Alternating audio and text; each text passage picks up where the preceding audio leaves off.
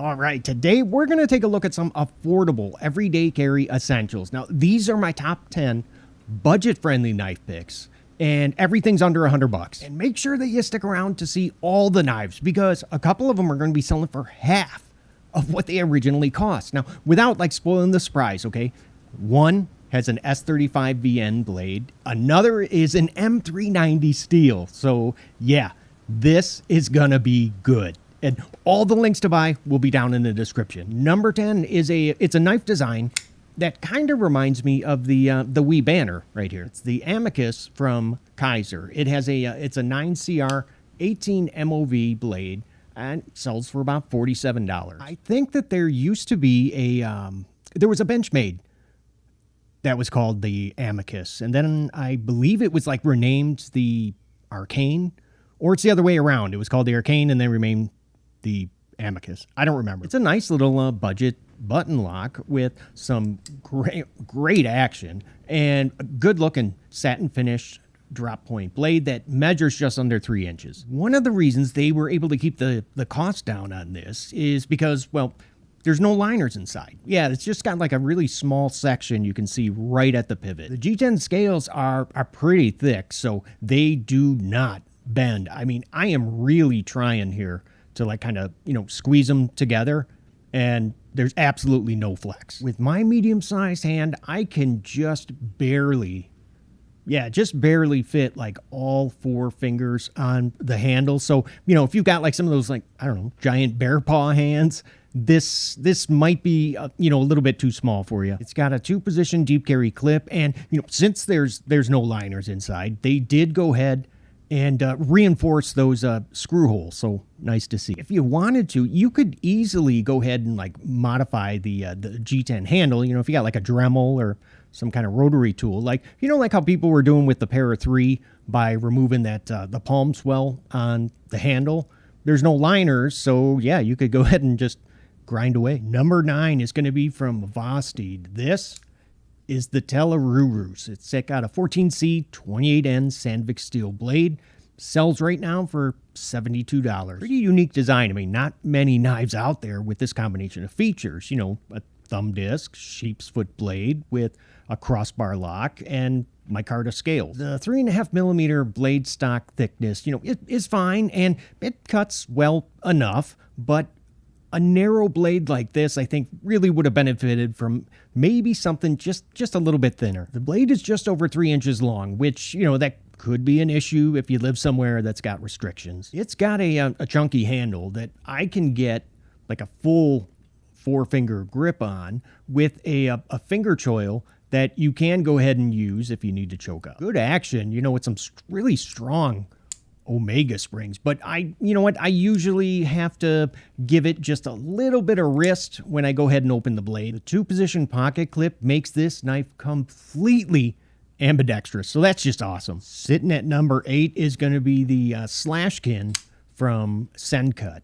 It's a D2 blade that sells for about $41. Now, I know that both knives are basically made by the same company, but I still thought this was kind of cool, that the blade shape, it is almost the same exact shape as the Praxis. It does have a hollow grind, so yeah, that blade's going to be thinner behind the edge, which means, oh yeah, this thing can slice. There is a huge, that's just a giant forward finger choil that, should fit just about any size finger you got. We get a couple different opening options with some thumb studs that are, if you kind of line it up, you can see it's sort of in the cutting path. It's not too bad though. And the action is just fantastic. I mean, it is so difficult for me to fail. Let's see if I can do it.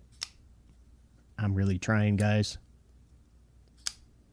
Very difficult to fail because of how that flipper tab, take a look at where they positioned it. Yeah, it is just above the pivot screw, which is why it does this. Number 7, this is a newer one from Civivi.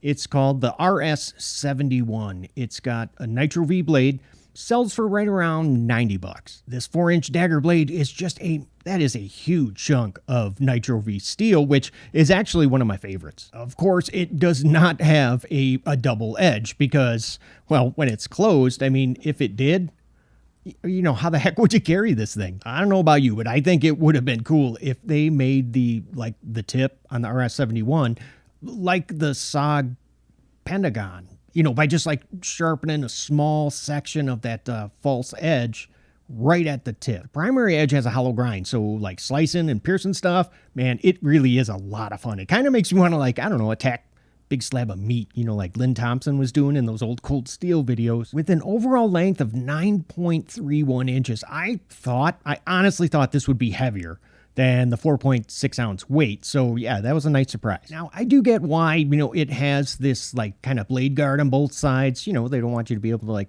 kind of slip your finger forward, but unfortunately it does kind of prevent you from being able to, you know, choke up, which, you know, sometimes you need to do on a big knife like this. Now, it does just have it's a one position pocket clip, but the action is actually really, really good. I mean, it does, well, of course, yeah, it drops shut with a little bit of shake, and this one is kind of difficult to fail. Number 6, I know is a fan favorite from CJRB.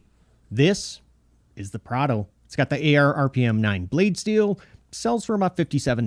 Now, CJRB actually reached out to me to send this over, so hey, first, big thanks to them. It has a good looking, that is a really good looking 3.76 inch satin finished clip point blade, but because of the like excellent blade, you know, to handle ratio, the overall length, it comes in just under 8.5 inches. It only weighs about 3.4 ounces with some, yeah, it's got some nested liners that they skeletonized the heck out of. And the action is awesome, like in both directions, because this has it's got the type of crossbar lock that I like, you know, with the strong Omega springs that really does hold that blade in place. I mean, it doesn't move at all when you shake it. I'm kind of surprised it's only offered in like 3 different versions. You know, usually CJRB, they give us like a bunch of different handle colors to pick from, but not this time, just 3. Number 5 is the Talism from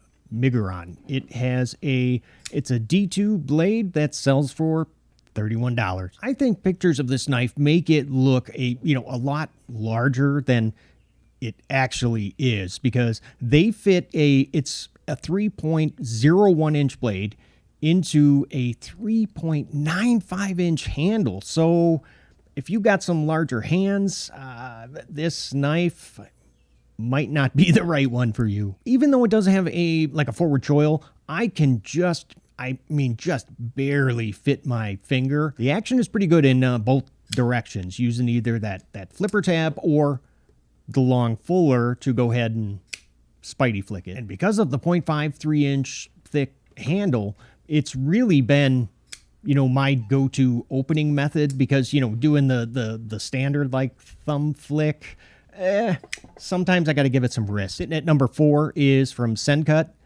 This is the Borzam. It's got a 9CR18 MOV blade, $48. This is a good looking beater blade with some great action that is really, really tough for me to fail. Yeah, here's another one. No matter how hard I try, I cannot get this thing to fail. Just like the Slashkin that I showed you a couple minutes ago, you're able to use most of that sharpened edge when you're cutting on a flat surface. And I really like how that blade tip drops really low, so you don't have to like angle up as high to, you know, use that tip like maybe you would with some other drop points that have more belly. Number 3, it's going to be the button lock version of the Civivi Praxis with the Nitro V blade. Sells for $74. You know what? If it wasn't for this Wii version, you know, the special edition, this button lock would be my go-to Praxis, like hands down. It's got my favorite budget blade steel, you know, a super fidgety button lock action, and some really durable aluminum handle scales. Boy, I sure wouldn't mind more traction on this handle, and well, maybe some different color combinations. I mean, why isn't there a version with a satin blade on a black handle? I mean, or how about some Ultim scales? That would look good too. Coming in at number 2 is going to be from Kaiser. This is the Yorkie. It's got an M390 blade. It is selling for right now $59. That's right. I said 59. And before it was discontinued, these were selling for $119 right out of the box. I could not believe the action. Watch that.